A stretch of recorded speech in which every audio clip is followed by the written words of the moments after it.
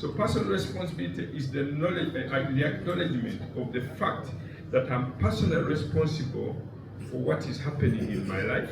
in my surrounding, in my village, in my district, and my nation. Personal responsibility is an act of being responsible for results and the consequences of my decisions, my actions, and inactions in a given situation or circumstance. Personal responsibility is when an individual volunteers to be in charge of duties, tasks, and is ready to see to it that it is fulfilled. Number 10, personal responsibility is when a person refuses to submit his life into the hands of others, but would prefer to rather be a man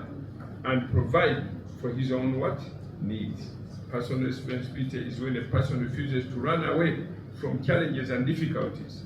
when he refuses to blame others, when he decides to rise to the occasion.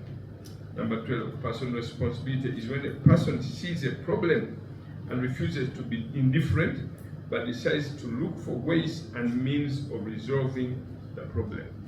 So ekirikuleeta obuzibu challenge eriho media houses hamwe na religious fraternity nabo nibenda mindset change bahinduke omu biteekateeko bagye ngu wait omurimo gwaitu n'okwegyesa abantu to inform them aba media houses kandi aba religious institutions omurimo gwaitu no transforming konka waza transforming a society you must be transformed yourself notekwa kuba iwe wenka kubanza kuba transformed kandi waza kuinforming na society you must be informed yourself. Okay, natunga umugisha gwo kuza aha kakiiko ko kujwekera abanyamakuru kandi ko ka task force yo kurondora no kureba imirimo ya government kandi no kurwanisa corruption muri Mbarara City. Mbwenu urukiko rwatwine ahari Igongo kwakuriyo kureba kutema imihanda kure ikizubu cyo bushomankuzi kandi kikabasa kumarwaho kita umunyanga kuba twareba buri yomwe ko twayirekwa buri yomwe ino murimo gwashemekora umukumurwanisa ubushomankuzi kandi no kugira ngo hariho ibitongore abana na kimwe ababina ebiroho ibitongore abana na kimwe ebiroho kunka ubushomankuzi buremiro mu ihanga mbwenu hati hariho ehururu yaba interreligious council bakwataniise na directorate of integrity mu office ya president kurugaye kugira ngo hati abantu kutandikira habyaro babase kugenda babe empowered batandike kurondora imirimo ya government kore bakwire ngo ukora mizi garwecunda gakushoza cubic meters nubwo gakushoza kore bakwire ngo ukora urguto rwa meters 20 nizeze zakorwa so akakiko kabene ecyaro kibenshi basa kudimaninga accountability kubuza is there value for money mbwenu ebyo bintu byo twija kubantu kureba ngo ebintu byabasa kugenda ko kubiri kandi abaturage bakubasa kumanya obugabe bwabo n'eki basheme kubana batunga kugira ngo tubabasa kwibwa babase kubuza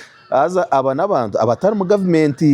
kandi abatakora na government koreka itwe k'abaturage kureba ebyo byanga byitu kunka experience yenyine nka leader no ngo abo benyina baronzire kugaba PDM the locals themselves abo benyina bataka hati bo bonka no barukora puti no bakuzegabira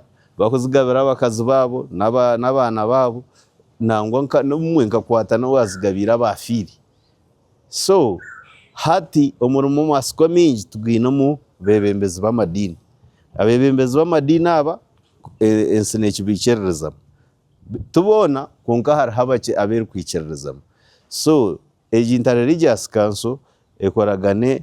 na bakuru b'amadini benkereza zona barengo ba identify ngabo lead abakuru benkereza religious leaders abini integrity babasa kubayamba omukuronda ababantu mu communities abo at least bono babamanya kandi betantari itoye byo bururu abo kubitoye byo bururu ntuteganisubwa karuru nangwa no shangana no muntu wabarukora piti ubundi yabari yo muntu wawe kikuretera utamugambaho ahabwo kuba tukwenda ngo oshisha karurako na no mukagogoyine nawe. And the minister has been specific on fighting corruption, and it's us who are corrupt. It's our children, it's our brothers and sisters, it's we Ugandans who are corrupt. So it is up to us all to stand up and say no to corruption. We are not going to invite foreigners to fight corruption for us here. Because even when they come, they become victims of corruption.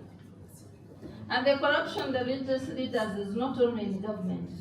even in churches, even in all sectors. In all institutions, there is corruption. So what we need to do as Ugandans is that together we can fight corruption.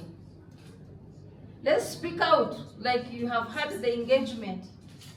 The Ministry of Ethics and Integrity alone at headquarters and the mega staff they have cannot fight corruption. But together with my office, with your sectors, with everyone, wherever you are, the press, we can work together to fight corruption and not only reduce it, but eliminate it